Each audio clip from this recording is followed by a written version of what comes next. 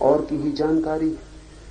मैं तो बस सिर्फ एक आनंद का अनुभव कर रहा हूं, सदा आनंद रूप अपने आत्मा में हूं। न मेरा अब कोई और ज्ञान है, न मेरी कोई दृष्टि है, और न मुझे कुछ सुनाई पड़ता। मेरी कोई इंद्रियां अब काम नहीं करती। अब तो मेरे भीतर सिर्फ एक ही घटना घट रही कि मुझे सदा आनंद का अनुभव हो रहा है। और ये जो मेरे भीतर आज मुझे अनुभव में आ रहा है, ये विलक्षण, अद्वितीय, कोई उपमा नहीं जिससे मैं इसे समझाऊं, कोई प्रतीक नहीं जिससे मैं इसकी व्याख्या करूं। मैं स्वयं ही अपने लक्षण वाला हूं। मैं असंग हूं, शरीर रहित हूं, बिना चिन्ह वाला हूं। मैं ही श्री हरि हूं, अत्यंत शांत हूं। मैं अनंत हूं, परिपूर्ण हूं और प्राचीन से प्राचीन। ये अनुभव हो रहा है उसे। संसार खोते ही ये अनुभव होने शुरू हो जाते हैं। स्वप्न टूटते ही ये सत्य की प्रतीत होनी शुरू हो जाती है। असंग हूं मैं, शरीर रहित हूं, चिन्ह नहीं मेरा कोई। मैं ही श्री हरि हूं, मैं ही भगवान हूं, मैं ही राम हूं, मैं ही कृष्ण हूं। अत्यंत हूं शांत, अनंत हूं, परिपूर्ण हूं, प्राचीन से प्राचीन हूं। मैं करता नहीं, भोगता नहीं, विकास रहित, अविनाशी हूं। वैसे ही मैं शुद्ध रूप, ज्ञान स्वरूप, केवल हूं, सदाशिव हूं। ये घोषणा शिष्य की।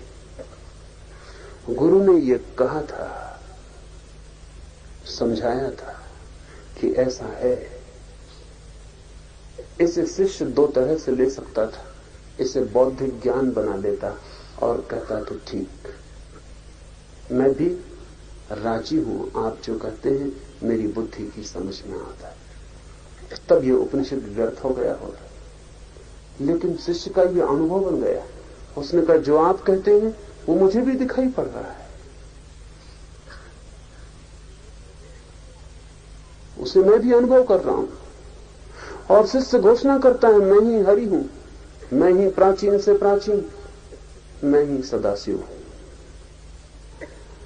यह विद्या गुरु ने अपांतरम को दी।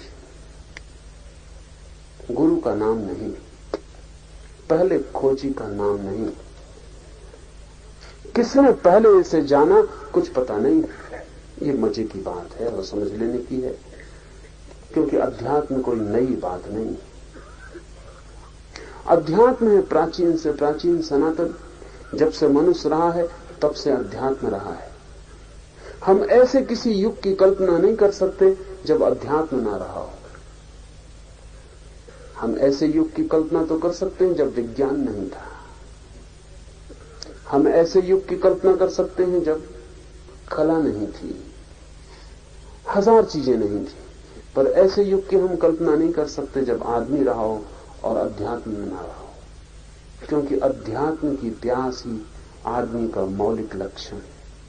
विज्ञान ना हो तो भी आदमी आदमी हो सकता है, धन न हो तो भी आदमी आदमी हो सकता है, शिक्षा न हो तो भी आदमी आदमी हो सकता है। अशिक्षित आदमी भी आदमी है और अवैज्ञानिक समाज का आदमी भी आदमी है। लेकिन अध्यात्म न हो तो आदमी आदमी नहीं होता, पशु हो जाता है।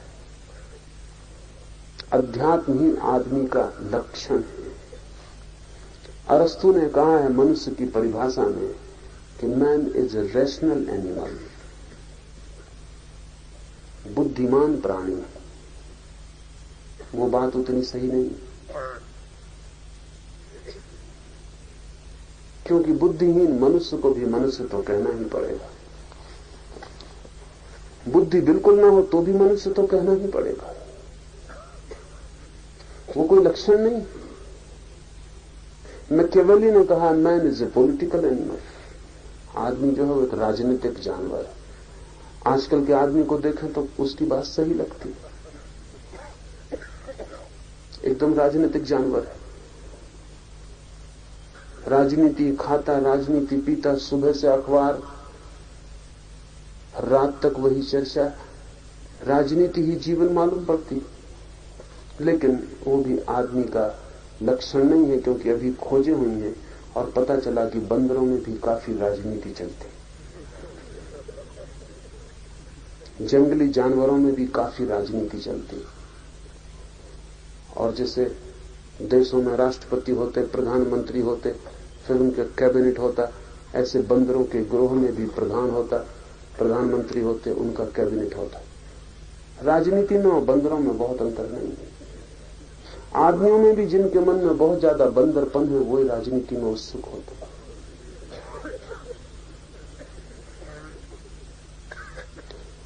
लेकिन आदमी आध्यात्मिक प्राणी है, वो उसकी वास्तविक लक्षण है। तो किसने सबसे पहले ये विद्या खोजी? उसका कोई नाम नहीं दिया है। ये बहुत अच्छा किया। उसका मतलब हुआ कि इतनी इतनी पुरानी है, इतनी इतनी सनातन है कि पहले आदमी का कोई पता नहीं। तो पहले आदमी के लिए तो सिर्फ कहा है, गुरु ने अपांतरम को दी।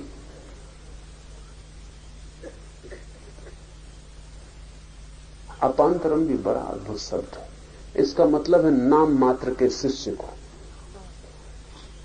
गुरु ने नाम मात्र के शिष्य को दी। पहले शिष्य का भी नाम पता नहीं, इसलिए अपांतरम कहा है। नाम मात्र के, नाम रख लिया, काम चलाओ। पहले गुरु का भी कोई पता नहीं, किसने इसको जाना, और पहले किसने इसे सुना, उसका भी कोई पता नहीं। और चूंकि पहला गुरु रहा होगा, तो पहले शिष्य को भी पता नहीं होगा कि मैं शिष्य हूं, कौन गुरु है, क्योंकि गुरु और शिष्य होना तो बाद की व्यवस्था होगी। पहले गुरु ने जब जाना होगा तो उसके पास जो आ गया होगा वो नाम मात्र का शिष्य, हम कहते हैं कि शिष्य था, उसको तो पता भी नहीं रहा होगा। खींचा चलाया होगा चुंबक के पास, जान लिया होगा। इसलिए सूत्र कहता है ये विद्या गुरु ने अपांतरम को दी, अपांतरम ने ब्रह्मा को दी। ब्रह्मा हमारा सृष्टि का निर्माता है। ये बड़े मजे की बात है कि जिसने सृष्टि बनाई है वो भी अज्ञानी, उसको भी विद्या लेनी पड़ी। यहां हिंदू विचार की गहराइयों का अंदाज लगाना मुश्किल हो जाता। हम ब्रह्मा को मानते हैं सृष्टा, बनाने वाला, लेकिन उसको भी हम ज्ञान नहीं मानते हैं, क्योंकि अगर ज्ञानी होता तो स्वप्न के संसार को बनाता नहीं, निर्मित नहीं करता। अगर संसार स्वप्न है तो उसका सृष्टा ज्ञान नहीं हो सकता। स्वप्न को फैलाना, यही तो काम है ब्रह्मा का, स्वप्न को फैलाना। इसलिए हमने ब्रह्मा के बहुत मंदिर नहीं बनाए, एक ही मंदिर है भारत में। बनाना सबसे ज्यादा चाहिए, क्योंकि जिसने संसार बनाया उसके सबसे ज्यादा मंदिर होना चाहिए। बनाने वाले को उसके मंदिर नहीं, उसका एक ही मंदिर है। नाम मात्र कहना चाहिए उसका मंदिर। क्यों? क्योंकि संसार को हमने समझा कि वो सपना है, और जिसने बनाया उसके क्या मंदिर बनाने हैं। मंदिर हमने शिव के सबसे ज्यादा बनाए, क्योंकि वो संसार को मिटाने वाला है। गांव गांव वृक्ष वृक्ष के नीचे शिवलिंग रख दिए, सारी जमीन हमने शिव से भर दी। उसका कारण ब्रह्मा की क्या याद करें, उपद्रव में अटका दिया हमें उसी में। शिव का हमने स्मरण किया है बहुत जानकर, क्योंकि वो संहार है, वो विनाश करेगा, स्वप्न को मिटा देगा। अपांतरम ने ब्रह्मा को दी, ब्रह्मा ने घोर अंगिरस को दी, घोर अंगिरस ने रैको को दी, रैको ने राम को दी। ऐसी उस परंपरा में और हजारों लोग हुए हैं। ये महत्वपूर्ण नाम चुन लिए गए हैं। इस बीच हजारों लोग हुए हैं जिनके नामों का भी पता नहीं, लेकिन महत्वपूर्ण नाम चुन लिए गए। ये बहुत प्रसिद्ध लोग हैं। घोरी अंगिरस उस जमाने का, उपनिषद के जमाने का बड़े से बड़ा ज्ञाता पुरुष है। उसने रैको को दी। रैको भी एक बहुत अद्भुत ऋषि है। रैको ने राम को दी, और राम ने समस्त भूत प्राणियों को दी। राम के द्वारा ये बोध विराट हुआ, बहुत लोगों तक पहुंचा। उसके पहले ये एजोटेरिक थी, उसके पहले ये गुप्त विद्या थी, और कोई गुरु किसी शिष्य को चुपचाप देता था। राम ने इसे समस्त प्राणियों के लिए खुला कर दिया। राम के हाथों में आके ये विद्या गुप्त न रही, प्रकट हो गई। राम ने इसे समस्त भूत प्राणियों को दिया। यह निर्वाण का उपदेश है। निर्वाण का उपदेश का अर्थ होता है ये मिटने का उपदेश है। जैसे दिया बुझ जाए ऐसा खुद को बुझा लेने का उपदेश है। लेकिन खुद को जो बुझाता है वही उस परम सत्ता को पाता है जिसे बुझाने का कोई उपाय नहीं। जो बुझ सकता है मेरे भीतर वो मेरा अहंकार है, जो नहीं बुझ सकता वही मेरे भीतर ब्रह्म है। तो जो बुझ सकता है उसे बुझा दो ताकि जो नहीं बुझ सकता उसका अनुभव हो सके। यही वेद की शिक्षा है। समस्त वेद का यही सार है और वेद का यही अनुशासन है। इस प्रकार यह उपनिषद समाप्त होता है। यह उपनिषद बड़े अनूठे ढंग से समाप्त होता है। गुरु के उपदेश से समाप्त नहीं होता, शिष्य की उपलब्धि से समाप्त होता है। गुरु ने क्या कहा इस पर ही समाप्त नहीं होता, शिष्य को क्या हो गया इस पर समाप्त होता है। और जब तक कोई शिक्षा हो न जाए जीवन, तब तक उसका कोई भी मूल्य नहीं। जब तक कोई शिक्षा जीवंत न हो सके तब तक मन का विलास है। उपनिषद मन का विलास नहीं है, जीवन का रूपांतरण है।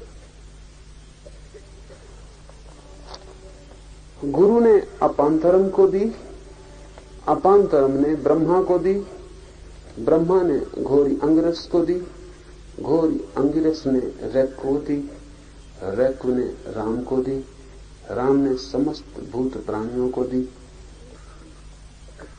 और हमने पुनः